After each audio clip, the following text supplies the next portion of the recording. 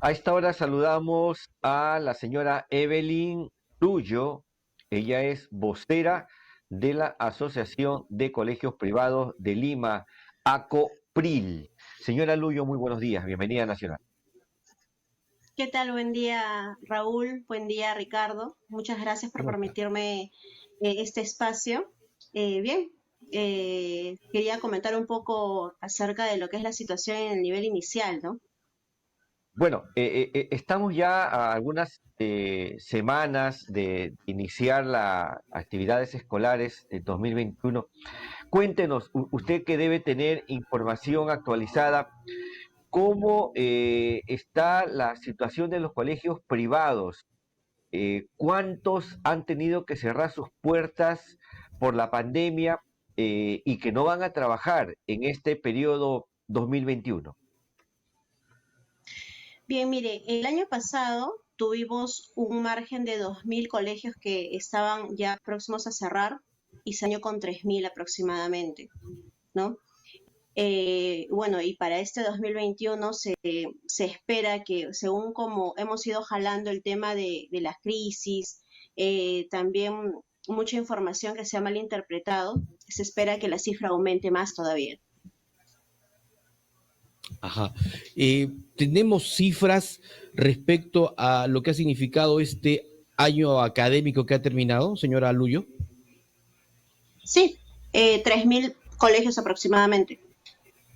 Ya, pero se hablaba de algo de 200.000 alumnos que han migrado de colegios privados a colegios públicos durante todo el año pasado.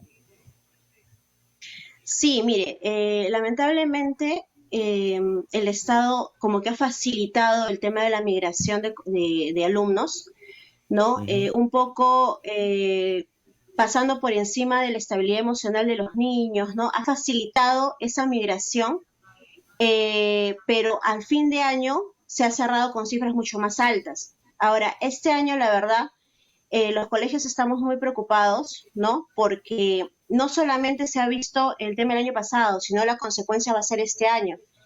Nuestros pequeños realmente no están recibiendo la atención adecuada. Es por eso que nosotros pretendemos que el Estado nos apoye de cierta manera para poder subsistir, ¿no? Porque realmente lo que se ha visto el año pasado nadie se lo esperaba. Esto ha sido algo que ha venido de la noche a la mañana. Nosotros hemos tratado de dar la batalla en muchos de los casos, por ejemplo, en el nivel inicial, hemos estado dando el 100% nuestras experiencias, nuestras mejores experiencias para poder tener una lluvia de ideas y poder trabajar aún así con el tema de la virtualidad, ¿no? ¿Cuál es el apoyo que requieren los colegios privados de parte del Estado?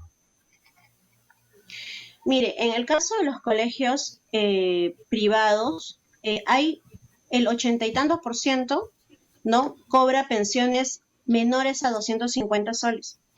Esto hace de que una vez que el alumno migre al colegio estatal, este alumno le cuesta al Estado aproximadamente 500 soles.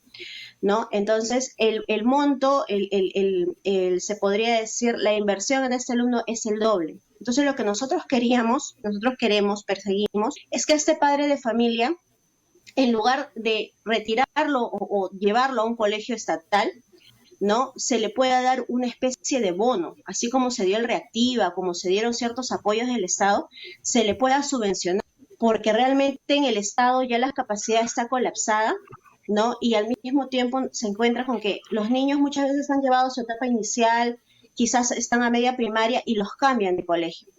Entonces esto de cierta manera los desestabiliza emocionalmente, ¿no? Es por eso que nosotros vemos que es más fácil, es lo más viable poder subvencionar pensiones que son menos de lo que el costo le equivaldría al Estado, ¿no? Y podríamos rescatar también la seguridad de los niños, ¿no? Ahora, En la parte emocional. ese bono permitiría al padre de familia pagar las pensiones de los colegios privados, pero también Así es. tendríamos que ser justos, señora Luyo, no todos los colegios privados son de óptima calidad, ¿no? Tendría que premiarse a los colegios que dan una enseñanza de calidad, porque de lo contrario se estaría subvencionando a colegios que no merecen tener este tipo de ayuda.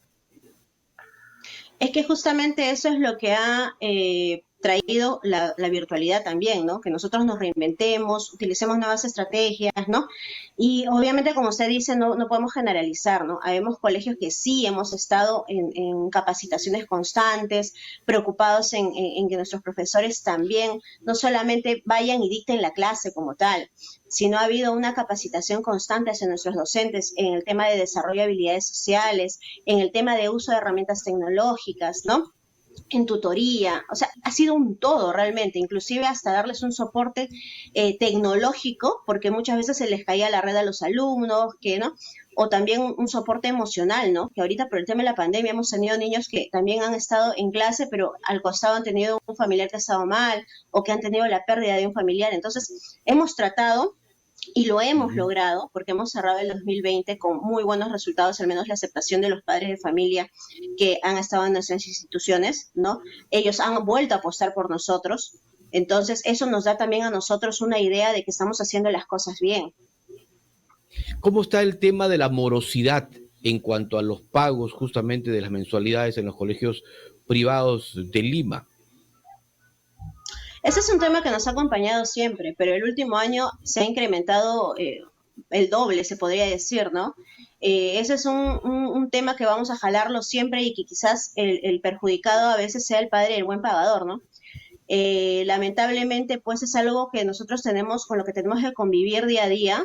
Y la idea también es, al momento que estamos nosotros trabajando con los niños, también poder enseñarle ese tipo de cosas para que el niño pueda generar una buena economía, tenga una noción de ahorro, de responsabilidades, de valores, ¿no? Esa es nuestra consigna.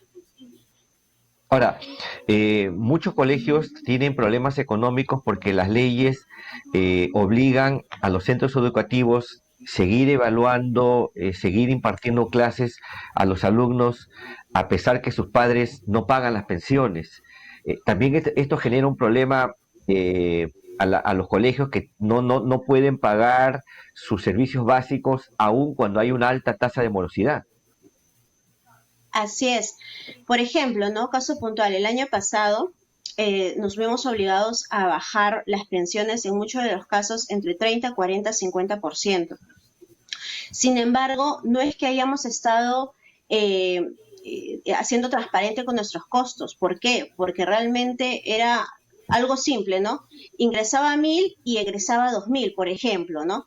Entonces, esto hacía de que nosotros hemos tenido que invertir en plataformas, en N asesorías, ¿no? Como le mencionaba al inicio, tanto de soporte tecnológico, capacitaciones en habilidades blandas para los profesores, ¿no? Entonces hemos tenido que hacer, pues, utilizar nuestro capital para poder suplir todo eso, ¿no? Es por esa razón de que para este año los costos se van a transparentar más aún, porque realmente sí es necesario, ¿no? Para poder dar nosotros también todo lo que nosotros pretendemos dar, es muy necesario la colaboración de los padres, ¿no? Que los padres pues sean responsables en ese sentido, porque realmente la ¿Qué, institución educativa privada busca justamente dar esa calidad, ¿no? Eso es lo que queremos nosotros qué y lo significa que estamos se van a haciendo. transparentar? ¿Qué significa que se van a transparentar los costos? Claro, por ejemplo, ¿no? Dentro de, siempre se dice, el colegio está en lo virtual y no paga luz, no paga agua, no paga mantenimiento, no paga. Ok, sí, no se cancela, pero se tienen otros costos, ¿no? Por ejemplo, lo que le mencionaba, el tema de utilizar una plataforma que sea óptima para las clases de los estudiantes, por niveles, ¿no? Porque la misma plataforma que utiliza inicial no la puede utilizar secundaria. Punto número Claro. uno. Punto número dos, la asesoría que se tiene que dar a los padres con respecto al soporte tecnológico, porque como le decía, muchas veces, y todos lo hemos tenido en algún momento, que se nos ha caído la red, que la computadora se nos paró, que el programa no me dio, entonces tenemos que aperturar un departamento netamente que vea ese tema.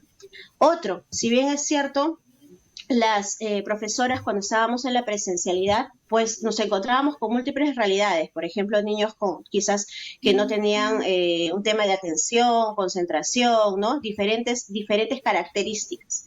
Entonces, si eso lo teníamos en lo presencial y quizás era un poquito complicado llegar al niño, ahora que estamos a través de una pantalla, pues eso es más todavía, se nos genera un problema más aún, ¿no? Entonces, ¿qué hemos hecho? Hemos tenido que capacitar a las profesoras en el tema de desarrollo de habilidades blandas.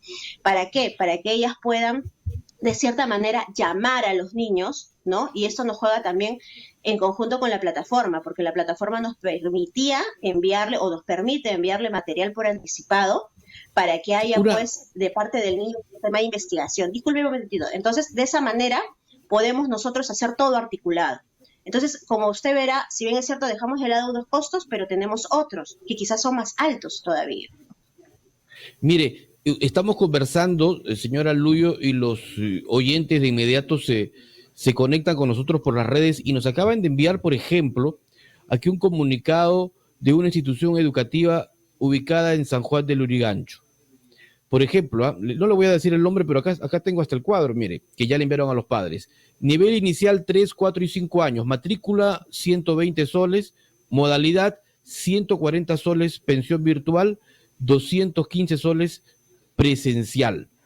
Y así, tanto en el nivel primario como en el nivel secundario, 160 virtual, 225 presencial, 175 virtual y 235 presencial.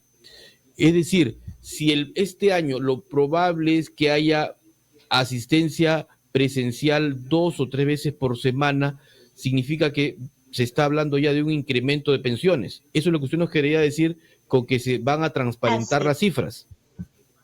así es. ¿Por qué? Porque la educación presencial o semipresencial nos va a ocasionar un costo mayor al que ya tendríamos Uh-huh. en la virtualidad. ¿Por qué? Porque tendríamos que implementar protocolos de bioseguridad, tendríamos que implementar, pues, en el mejor de los casos, doble plana docente para atender a un solo grupo. Y eso obviamente, pues, aumentaría el costo de las pensiones.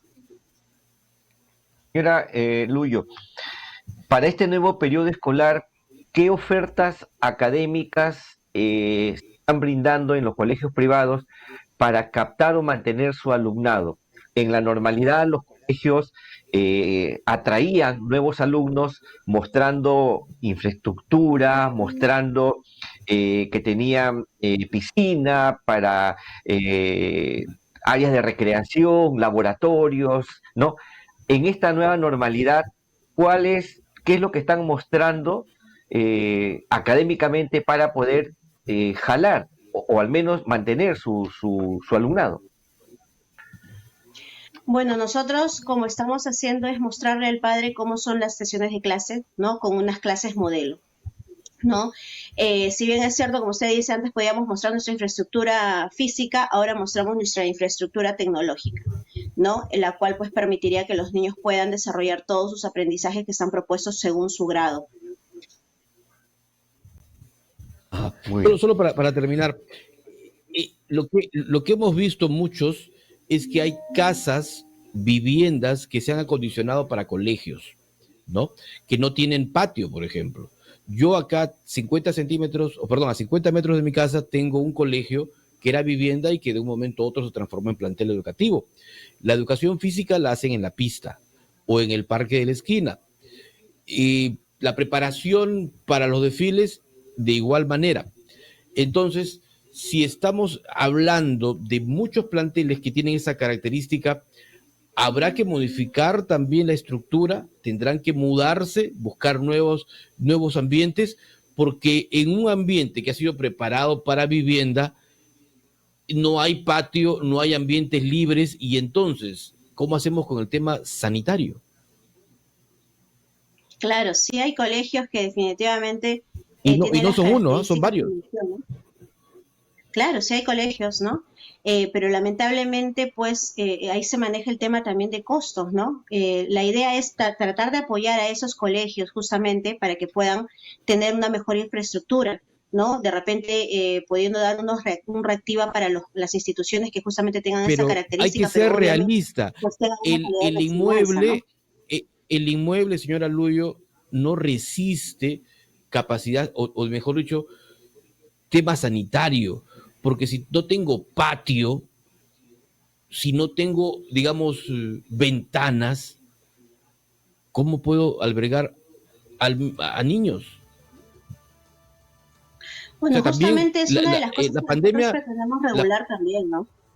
claro, eso también es importante, ¿no? Porque definitivamente se necesita, pues, hay colegios, o sea, hay dos tipos de ese contexto que usted explica, ¿no? Hay colegios que quizás Ujú. sí han sido casas inicialmente, pero que por ahí están tratando de adaptarse, ¿no? Haciendo sus patios, sus aulas, ¿no? Pero hay colegios que no. Entonces hay que tratar de regular e identificar cuáles son los dos casos, ¿no?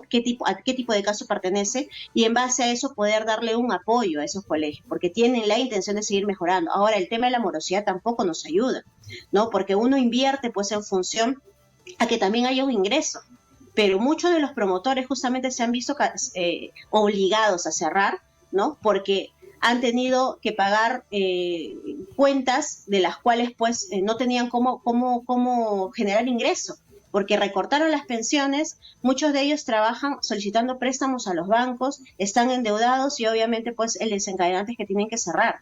Entonces un poquito también tratar de hacer pues un acto de conciencia para poder fomentar el tema de que paguen a tiempo los padres de familia para que el promotor también pueda tener las armas con las cuales trabajar, ¿no? De lo contrario vamos a seguir teniendo. ¿Cuál es el desencadenante? Que vamos a tener que seguir teniendo promotores que se sigan endeudando, que sigan comiéndose su capital y a la final les vayan cerrando. ¿Y a dónde van a ir estos niños? Porque son niños que obviamente no pueden pagar pensiones de 200, 250 soles. Entonces van a un colegio de similares características que esté a punto de cerrar o en todo caso al Estado, y el Estado ya estamos viendo de que está ya no tiene capacidad, ¿no? Es lo que yo, por ejemplo, hoy día en la mañana revisando, muchos de los padres de familia me dicen de que ya no hay vacantes en el colegio del Estado.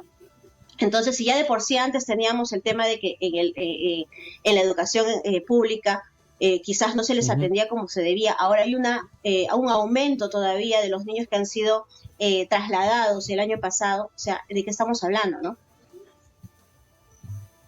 Correcto.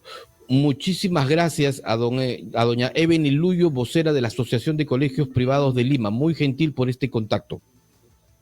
Disculpe, yo quería también aprovechar un poco el momento, ¿no? Quería comentarles esta idea que se está manejando de que la educación inicial no es importante, ¿no? Nosotros realmente a nivel de muchos colegios, a nivel nacional, estamos trabajando para poder mostrarle al padre qué es lo que verdaderamente es importante en esta educación. El tema de desarrollo de habilidades sociales, el tema de aprendizajes, ¿no? Pero no solamente el aprendizaje cognitivo, sino el aprendizaje que ya va más allá, a formar al futuro de mañana, ¿no? A esta persona que pueda ser sensible ante ciertas cosas. Y esa es la importancia, ¿no? Entre el año y los 5 años se pueden hacer cosas que van a trascender a su vida, ¿no? Perfecto. Muchísimas gracias, señora Luyo. Vamos a ir nosotros a una pausa muy gentil a quienes nos siguen por redes sociales.